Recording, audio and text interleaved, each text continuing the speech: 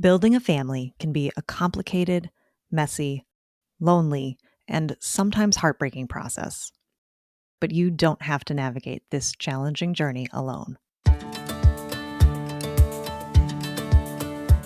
Welcome to the AllPaths podcast, where we support and celebrate all of the different ways there are to try to grow your family.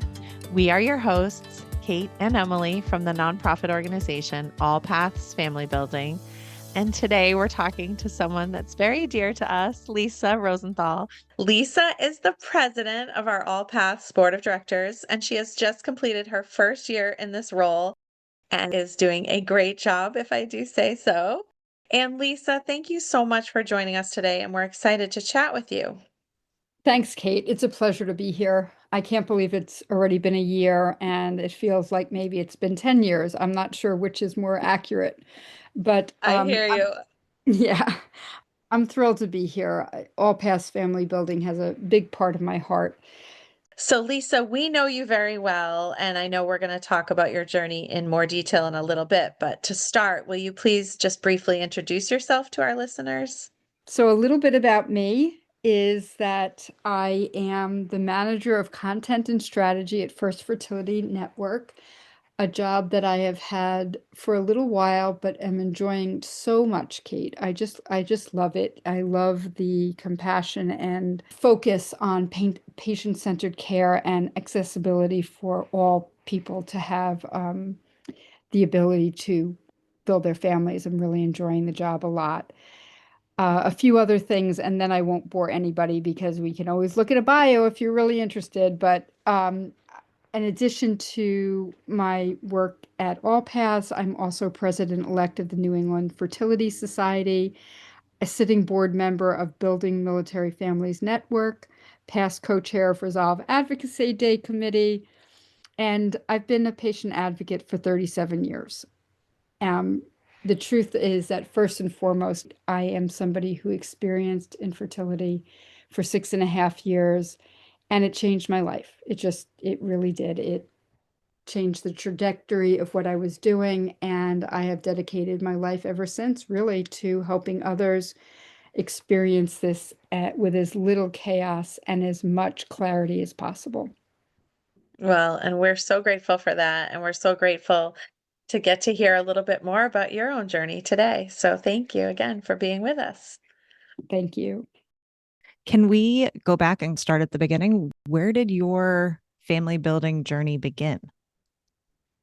I got married very young, still married to the same man, celebrated 40 years, which, by the way, is an amazing thing. And So he's super cool in my opinion, and I know in yours as well. I have to agree. I love him dearly. And interesting, as a roundabout way to answer your question, Emily, I always say I am not entirely sure that that marriage would have survived had I gotten pregnant when we had originally tried. I really don't know because I was 26, I was dumb. I'm not saying 26-year-olds are dumb. That's not what I'm saying. I'm saying I was 26 and I was very naive. Even having watched my best friend, Pamela Matson, who I speak to 5 times a day, every day, even watching her go through her infertility, I was very naive. I really just assumed that I would try to get pregnant and I would get pregnant.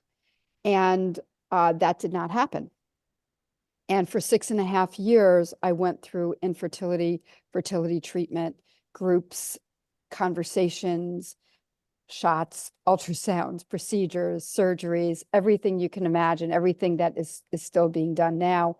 And I was going through this when we were only at 300 IVF babies in the country. Okay, so we're talking a long time ago. And I was very, very naive, Emily. I just assumed, and every month I just assumed. And, when it wasn't happening, obviously, I started to worry and wonder and got involved with, at that point, Resolve New York City. I got involved with seeing a reproductive endocrinologist. I made the mistake, I'm going to say it flat out, I made the mistake of being with a very good OBGYN for 9 months. However, if I had a few things to do differently, I would never have stayed with anyone other than a reproductive board certified reproductive endocrinologists. Sometimes titles mean a lot, and in that case, it meant a lot. And I think I wasted, time that and energy and resources that shouldn't have been wasted then. You mentioned how part of your journey was fertility treatment. So what course did that take? Well, let's say, what didn't I do?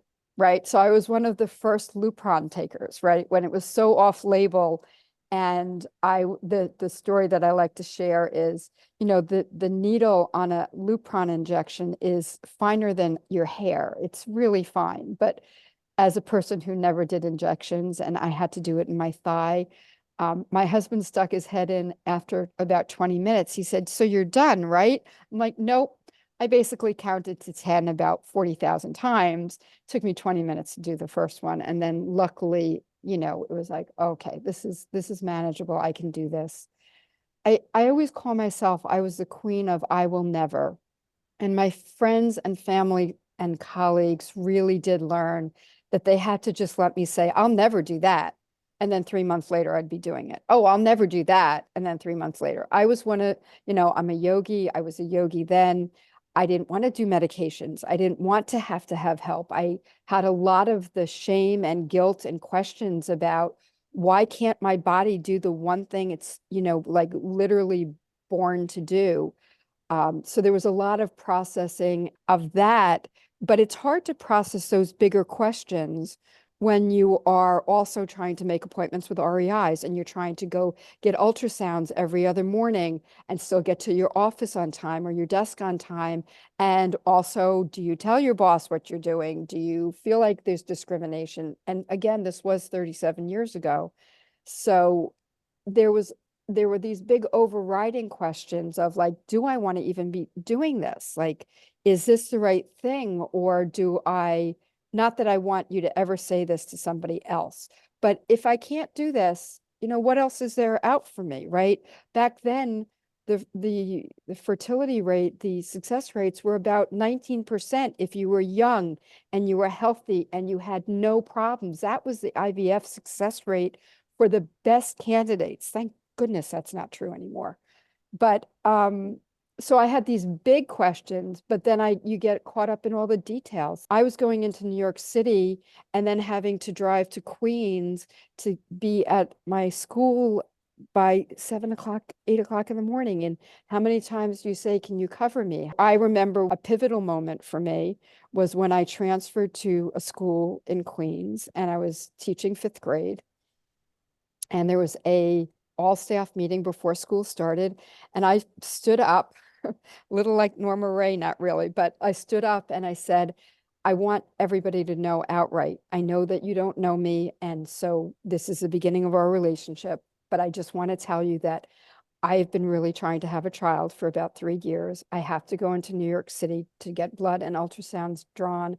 And I will sometimes be late. And please understand that it is not out of lack of respect for this job." So that's what I said in the middle, to 200 people who didn't know, literally had never met me before. That's amazing.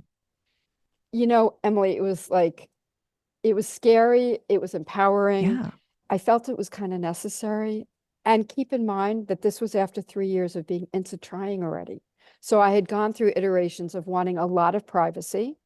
And then, but here it was just like, let me just say this once and get it over with. It was sort of like a mass email would have been then, right?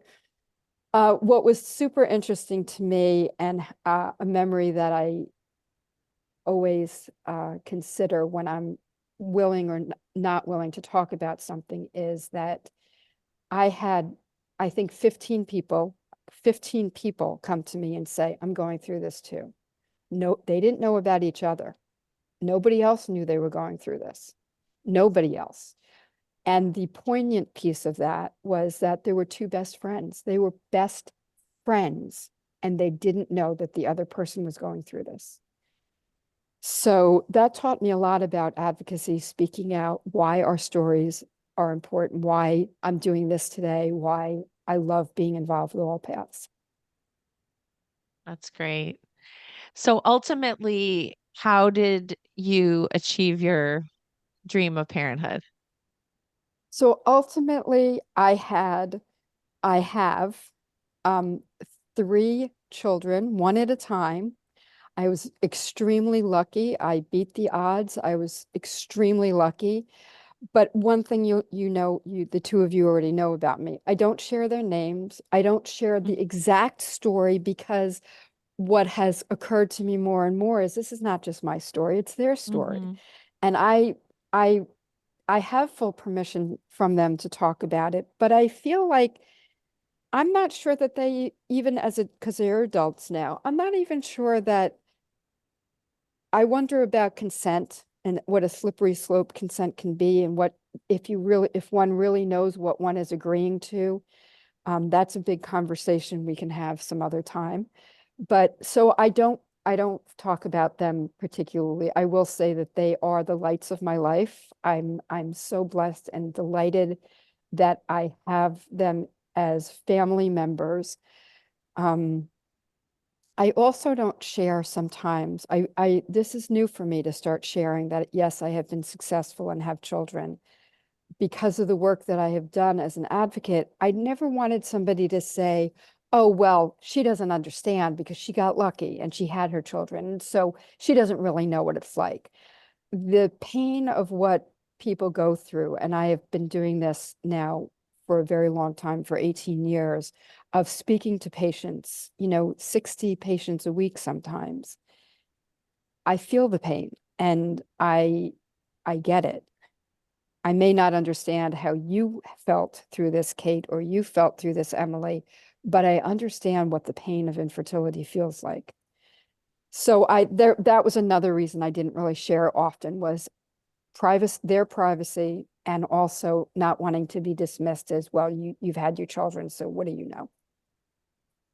One thing you mentioned is that you kind of went through different waves as your journey progressed. So, I want a lot of privacy. I want everybody to know because this is a big part of my life. How did that decision around what you were sharing grow and change? And what sort of questions did you ask yourself to make those different decisions? I think that's something a lot of folks struggle with. Who should be in that inner circle and know what's going on? Who do you exclude and how much information is too much information? It's such a great question, right? And I really based it on what Bill and I needed. That's what I based it on, Emily, is what we needed. So we went through this for 6.5 years, right? And had sometimes a doctor will ask me, well, how can I be? And it's, as a person who loves somebody who's going through infertility, you can't be perfect because that person may be on hormones. That person may need one thing one day and another thing a different day and say, hey, this is a perfect thing to say to me in July, but then August 1st never wants to hear that comment again. So, accommodating somebody has to come from that person. So I became that person. I'm gonna say that I am a strong communicator. Okay. I really believe that more communication rather than less, especially good communication, is helpful. So I literally, Emily, wrote a list of things. I did write a list, and we can find it from 37 years ago. I wrote a letter to my friends and family and said, this is what I want and need. This is what I really don't want and don't need. If you're not sure what to say, here's a few things you can say that I guarantee you won't hurt me or upset me. And there were times where I just thought, you can't see in a podcast, but I'm doing a scale thing with my hands, right? Balancing out.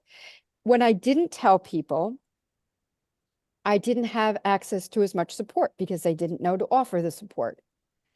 And there were times I had to give that up because I felt so vulnerable. Having had two pregnancy losses, I couldn't tell everybody when I was going through a cycle, knowing, or even when I had a positive pregnancy, because I felt like I also then couldn't deal with somebody else's upset or disappointment. And then when I did tell people, I got a lot of support and not a lot of privacy. So it was always a balancing act. And I really just asked people to love me and be patient with the fact that sometimes I would tell them things and sometimes I just couldn't. Mm. Yeah, and I mean, it doesn't surprise us at all, but I feel like you were ahead of your time making a letter like that. I feel like that's something that I think there's more awareness now that we have to be like really clear with what we need and want. But I don't think that was as common then. So I'm really glad you did that. And hopefully I think it helps people too, because I think it is a very individual thing. There's some people that like certain phrases and certain ways of being encouraging. And then there's people rather who those exact phrases are so triggering and so upsetting. I'm just thinking of like people that talk about baby dust, which I personally am on the um, thumbs down on that one. But there's people that really love that phrase and really like sort of believe in it or take it in a good anyway. So I think it's just very particular to each person. So I love that you said this is what I need and what I want to hear and what I don't want to hear. And I think that was really great. So, what were the particularly challenging parts of your journey? Like, what aspects of it, looking back, do you feel like were the most difficult? Well, you two know this about me, but not every listener will. I'm not a crier. I cry maybe twice a year, like that's it. But that question really, when I think about my journey, I think about my best friend, Pamela. And we created those lists, right? So I just want to go back to that for a second. I literally wrote, please don't mention God to me, was one of my trigger points. Like, I'm having enough trouble with my faith right now as it is. It is not helpful to me to hear, well, maybe God doesn't mean it for you to be a mother, or the more hopeful, it didn't happen this time, it'll happen in God's time. That was really triggering for me, to this day. But I also want to say, Kate, as a warning, that as smart as all three of us are in this group, please attend to the person that you're in relationship with and try to be as a judgment-free zone as possible. You know, it might be that your friend who's dealing with infertility, or if it's you who's dealing with fertility treatments, you may not want to go to that shower. And you know what? If it's your second cousin twice removed that you met when you were 3, don't go to the shower. I'm just saying it. That's the best advice. If it's your best friend or your sister and you feel like you absolutely have to, okay, but maybe you don't have to plan it. The point is, be in as much judgment-free zone as possible. We all need different things at different Yes. times. Mm. And to answer your actual question, so Pamela, and I'm not allowed to mention how many years we've been friends, but Pamela and I have been friends over 50 years. I will just say that. And Pamela and I speak to each other 5 times a day, every single That's day. so sweet. So we're not talking about Kat, she's my other partner. And I have a picture of my holding her second child with tears in my eyes. And when she got pregnant with her second child, and I still hadn't had a child and not a successful pregnancy, when she got pregnant with her second child, I was not able to talk to her for almost 3 months. I mean, we spoke sporadically. We spoke once or twice a week. I was actually working with her with the American Fertility Association, but we spoke very little. I could not be there to hear about the scans. I could not be there to hear. I couldn't do it. And I forgave myself a lot, and I forgive myself now. And the relationship survived. I think forgiveness is a key point when you're going through this. I literally look in the mirror and say, I forgive you for all the dumb things that I do in any given day, every day. I forgive you. Like, I forgive myself and go on. It was really horrible, Kate. It was horrible. And I remember I'm sitting there, and I'm just going to call him out because I love him. I was sitting there holding Spencer in my arms, and there are tears in my eyes. And it's a special picture because I didn't realize it, but I was pregnant. And I was pregnant with my Oh, firstborn child. So that wow. picture is really special. But that was devastating. And I think that Hmm. if you expand that story out, it is one of the most difficult things. It was difficult 37 years ago. It's difficult now. Our friends and a family getting pregnant, and we're so happy Hmm. for them, and we're so sad for ourselves, which can exist at exactly the same time. And I will tell you, I was the nastiest, meanest, infertile person in the world. I was, like, hands down. I'm going to say something that I can't, I'm looking at Emily because I wanted to see the look on her face. I wanted to run pregnant women over with my car. Now I see, I got the little I brighter eyes. mean, I get it. I obviously never did it, but there was something satisfying in just acknowledging that that is how I felt. Yeah. I ripped up baby announcements. Yeah, And yeah. one of the reasons that I believe in saying this is not for shock value. It is so that if you are the person out there who feels that way and who feels shame, that you literally would rather, you know, tear your ears off and flush them down the toilet than hear anything about a pregnancy. I guarantee you there are a lot of us who felt that way. And I certainly did. Yeah. 100%. Yeah. There's so much anger and then guilt about the anger. It's Yes. It's so, yeah, I was just thinking that the guilt, in a way, I'm like so proud of you that you protected your heart and your well-being by kind of like having those boundaries in your friendship with Pamela. But I also know it must have been so painful. And then you were also feeling guilty about it and missing each other and all of the things. It's just like, this is so hard. But I am so glad you said that because I couldn't agree more. I feel like that's what happens in our groups. And I know you've run groups in this space for a long time. I feel like people in groups, they say the thing that's only been in their head, and then the people around them not only like don't run away screaming or shame them, but say yes, like I've thought the same thing. I wanted to kidnap children.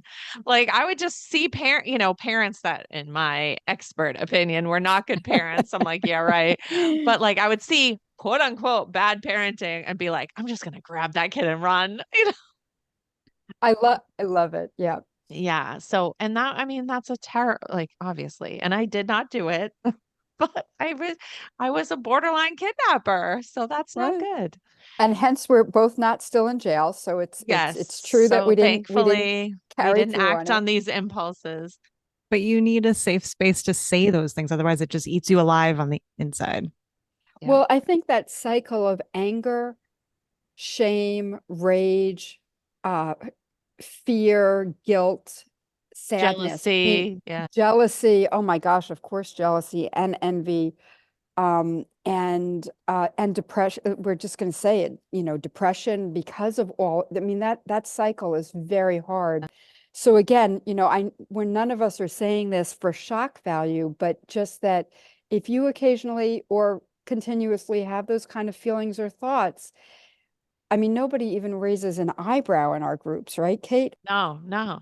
I'm surprised when people are okay, honestly. If someone that's struggling to grow their family are okay, I'm glad for them. Like I'm really glad for them, but I feel like that surprises me more than anything that I've ever heard anyone say about thoughts they've had or feelings they've had.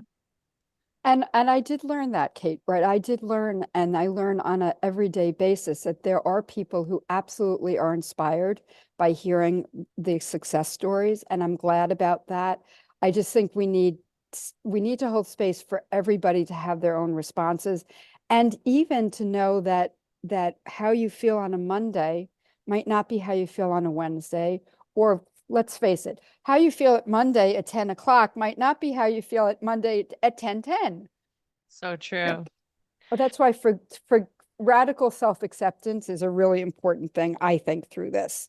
I love that. I love that. And I'm just laughing too, thinking that I've cried, I think, twice this week. And you were saying that you cry two times a year. I'm like, Yeah. oh That's why we get man. along, Lisa. Yeah. Is that right? I didn't know that about you, Emily. Not a big crier. No. And I will admit too that this is a little secret. If I'm crying, chances are I am so enraged. It is more out of rage than sadness for me. So careful. 100%. That's a big warning sign for anybody in my life. That's true too, though. I cry out of Mhm. anger and frustration also. I cry when I'm happy. I cry when I'm And the truth is that crying is such a wonderful outlet and release. I mean, there are enzymes released in your tears that are actually healing, like therapeutic. And luckily there's so many things out there, and the groups that All Paths run are unbelievable. And what I love about the All Paths groups are they're the subgroups, so that you really can find not only your people, but even more specifically, your people. I just love it. So Yeah. Oh, well, thank you. We do too.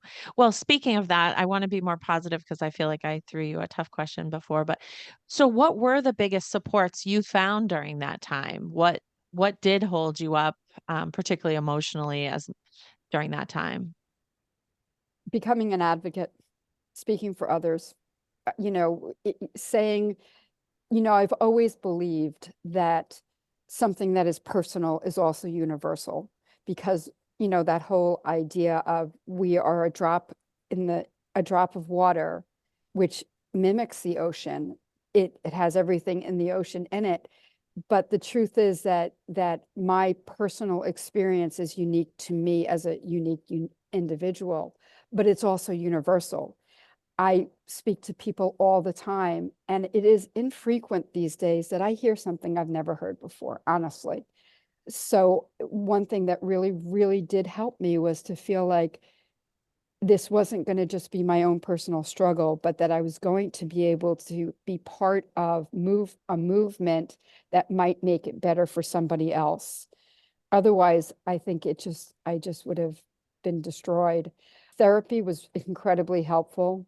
I think that my friends and family were unbelievable, but I would have to point to the single thing was getting involved, speaking to legislators, doing things that were scary and that were first time and that I didn't know how to do and that, that I got corrected on or that I didn't do well the first 25 times I did it.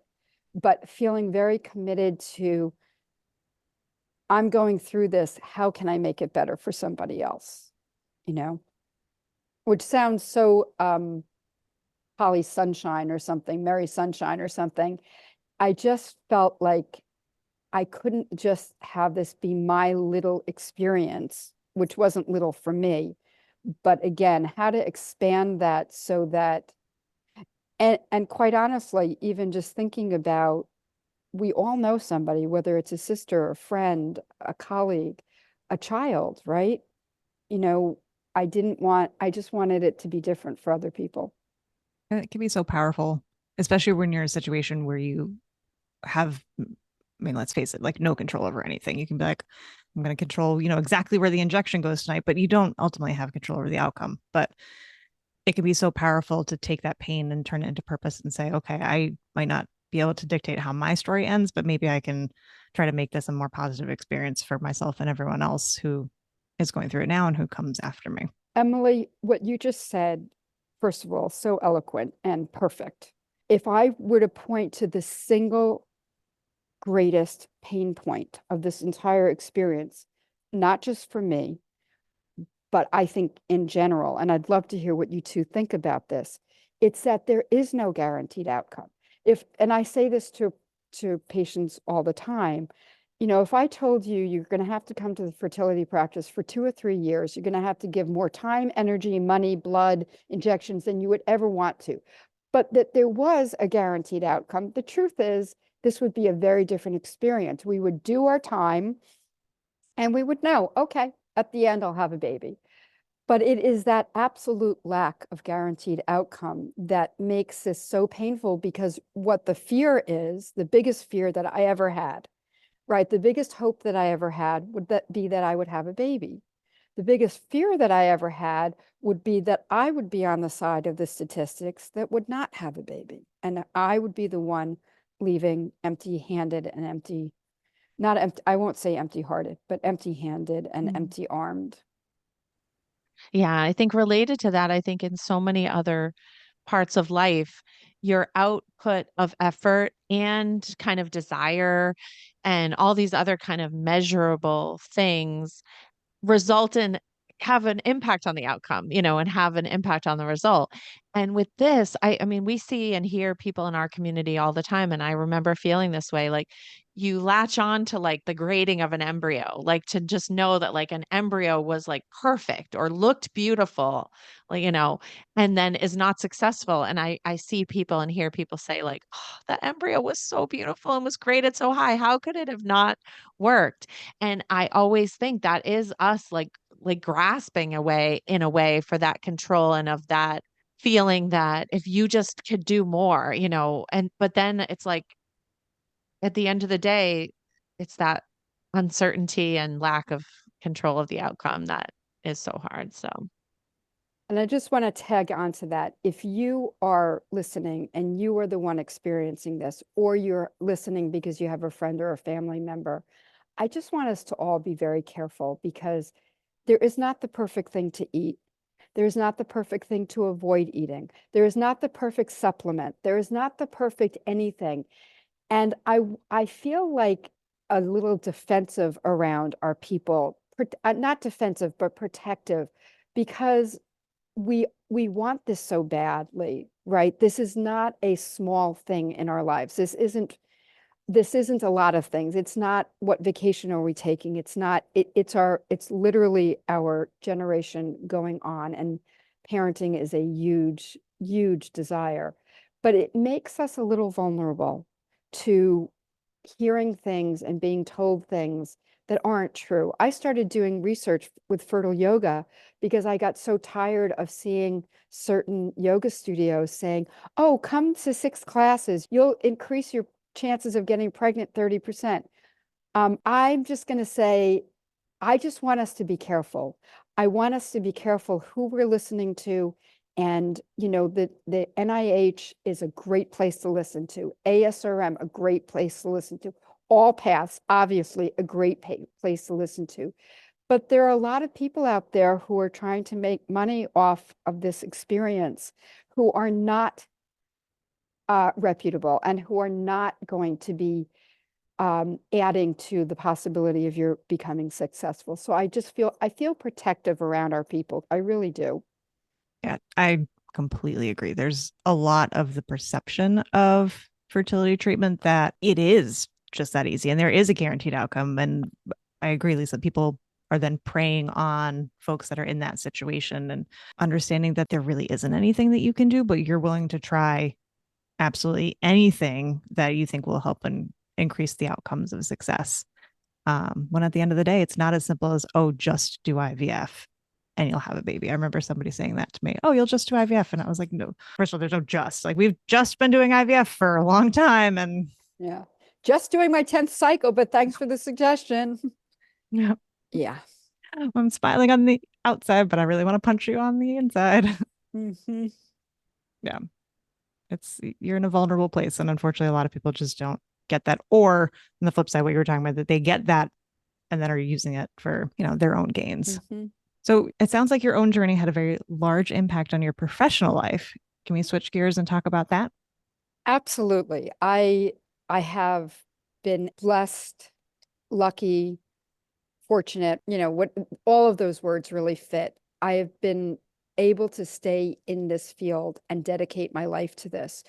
I was, Pamela and I at the American Fertility Association did really some work that I'm so proud of, so proud of.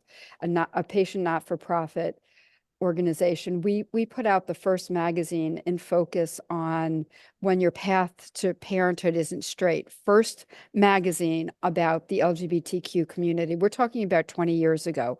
Okay. And it's an amazing piece. And Guy Ringler's in there. It's amazing. He wrote a wonderful piece for it. And the not-for-profit is really my place that my heart resides. But I've also, been blessed to have been working at a fertility practice that has allowed me to be a patient advocate. I love speaking to patients who really, I have to say that when it comes down to it, the biggest patient complaint right now, and has been for a long time, and it's consistent, it's not the nurse didn't call me back on time. It's not that the doctor, didn't give me this option, or that whatever. The biggest complaint is that a patient does not feel seen and heard. And that has not changed that much. And in fact, I would even say that science, medical medicine, and technology have leaped ahead and are continuing to leave the patient behind. So I'm very glad to be able to be that person for a patient where they say, I'm just overwhelmed by this process. Like, I don't even know what to do first. I don't know how to do my already full plate with even more on it. And so I get to work with patients individually, but I've also been really grateful and honored and humbled by working in the legislative world. I am not a professional advocate in terms of legislation. I know not nearly enough, but I am blessed to work with advocates like Kate Weldon LeBlanc, who understands how to get laws and bills passed and understands the processes that have to be gone through and understands it doesn't have to make sense. This is still how it has to be done. So I've been very, very happy to lend my voice and speak out loud and do things that are scary. So as a patient advocate, I've just been lucky, Emily. How lucky am I? Because honestly, there aren't a lot of people out there who get to influence how patients are treated. And that is really what I do. I get to speak to patients and I get to speak to professionals who are like, what do I say? How do I handle this? What's the best way to sort of go about supporting a patient? I'm curious what you feel like has changed the most over that, pretty significant time being in the same field. Science, medicine, and technology. I mean, a pregnancy rate of 19% for IVF is when there are significant challenges. The truth is the pregnancy rates are, you know, triple what a normally fertile person will have. We have far exceeded what Mother Nature can do for us. So pregnancy rates, thank goodness, are so much higher than that. Science, medicine, and technology have all leaped ahead. I mean, when you look at the kind of, unexplained infertility 37 years ago is not what unexplained infertility is now. And I'm so grateful for that, right? We can get more and more answers. It doesn't always answer the complete question, unfortunately, but we can get many more answers. And so success rates, I'm a big believer in genetic testing. I think it's wonderful when we can avoid passing on diseases and disorders to our children. As parents, that's a wonderful thing to be able to do. So those kind of things, just make me so happy, Kate. All of those things have improved tremendously. And I think a lot of us are very grateful for those things improving. And then there's the human piece of it. I walked into the office the other day, into the waiting room, and I saw a group of women who were staring at their phones or staring at the TV or staring out into space, and it felt a little like a morgue. And I can tell you that it was 100% the same as when I walked into a practice 37 years ago. No difference. I think that as science, medicine, and technology improves, and as we are all trying to keep up with them, I wonder if the human touch is not still being lost here, still not really maybe given the priority. While we take care of all of those other things, are we still taking care of you as a person? And I fear that is not happening as much as it could be and should be. So I'm grateful for the groups and I'm grateful for the work that our not-for-profits are doing. But when I hear a patient say, I feel like a number, that hasn't changed. And that's really sad, really sad.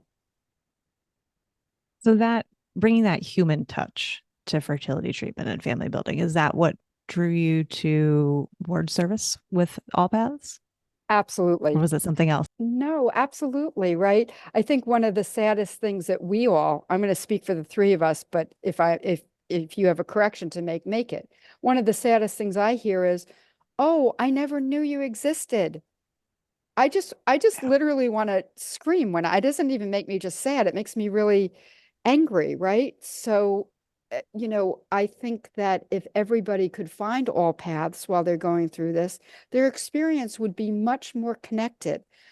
The groups that I run, I always ask the question, what are you coming here for? What are you hoping to get?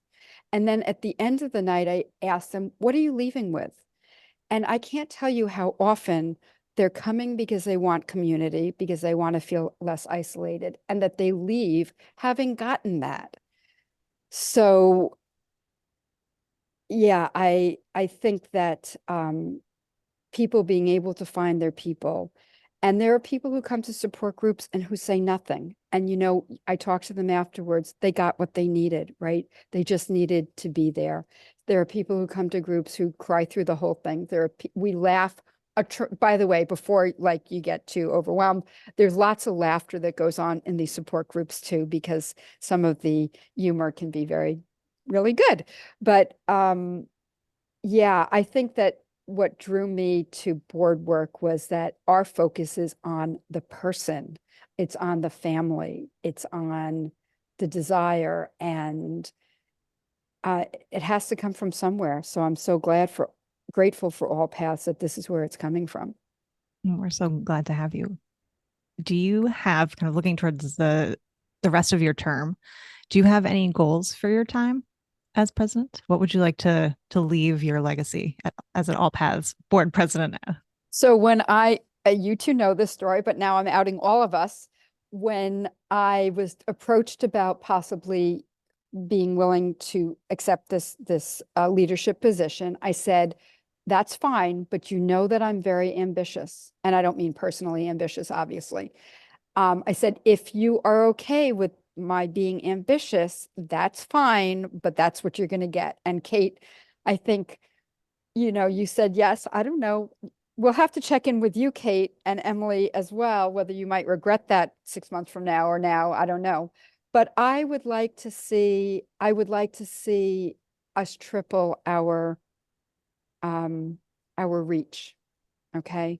Which also means that we lean into our partners in industry, right? Who are often very, very generous. And I'd like to see them more generous. I'd like to see us in OBGYN's offices more, so that somebody who, like me, who spent 9 months in an OBGYN's office and didn't even realize there was something called a reproductive endocrinologist, hears about us earlier. I'd like to hear that less, Emily. I'd like to hear less that I didn't know you existed when I was going through this. That's what I'd like to hear. I'd like to know that we are a very well known, you know, even better known organization than we are. That's really my ambition. My ambition is that we triple our reach. And by the way, that is money dependent as well, right? And again, we have very generous people out there supporting this organization. And I want to just see that grow and grow and grow. That's what I would like to see. I love that. And actually, one way that people can help with that is not money dependent, if you are listening to this podcast and you have enjoyed hearing all the stories that we've shared to this point, you can subscribe, you can leave us a review, and you can share with anyone in your life who might be struggling to build their family, or might be a family member or friend of someone who is. So that, again, you know, people find us when they need us, not after the fact. Yes, absolutely. There's a lot of different ways that you can support AllPaths, and honoring a doctor or a friend or a family member is another way to do it. And again, absolutely, it's not all money dependent at all. Love that. Well, we ask the same two questions at the end of every episode. And so we definitely want to ask it of you. So, one is, what is a piece of advice that you would give to someone just starting out trying to grow their family? And sort of conversely, what is something you wish no one would ever say again to someone trying to grow their family?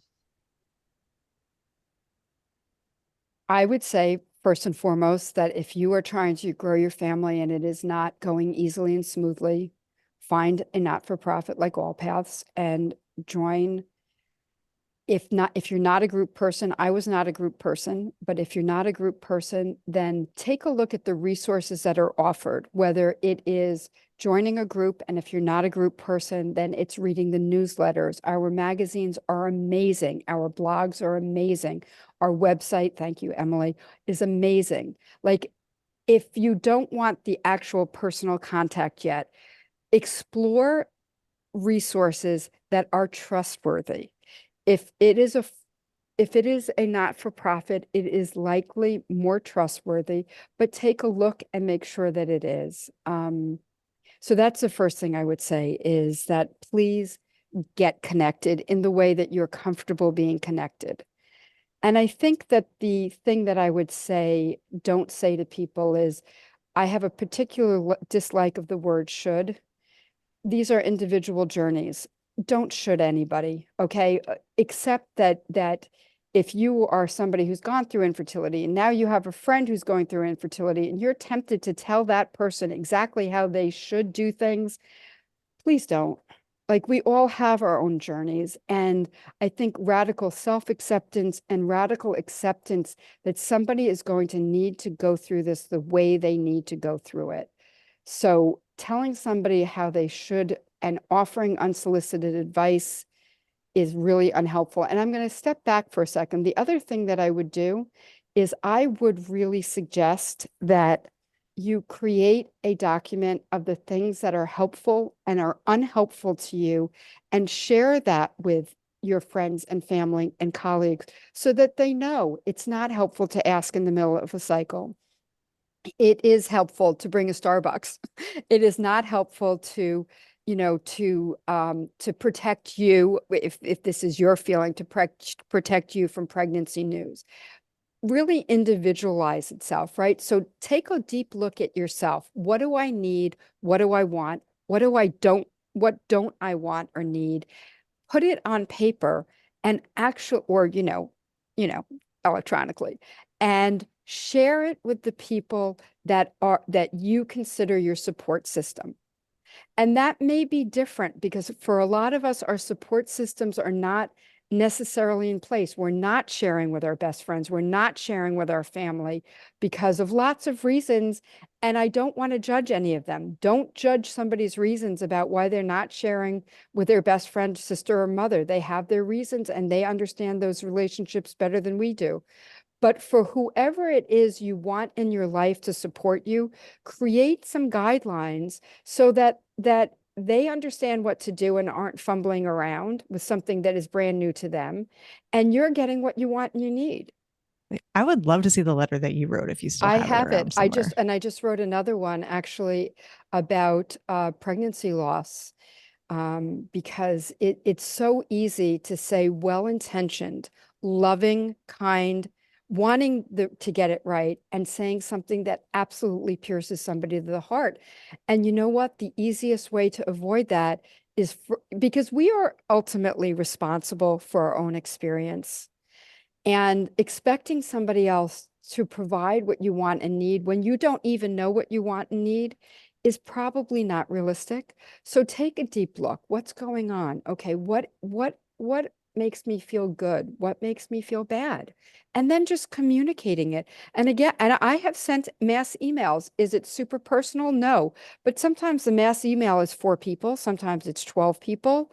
But I stood up in front of 200 people and told them what I wanted and needed. I literally did that. And I think that it is a kindness to tell people so that they don't step in on your heart, because they don't want to be doing that. It's not what people want to do. And I'll share those letters with you. Absolutely. And we can publish them too, if you'd like. Oh, that would be amazing. That would be amazing. Is it in your little loopy handwriting? It might be, but I'd be happy to share those letters with you. Well, Lisa, thank you so much for joining us today and for everything that you do for this community, your board leadership, your partnership over the years. We have learned a lot from working with you and really look forward to continuing that work together. Well, thank you, Emily, and thank you, Kate.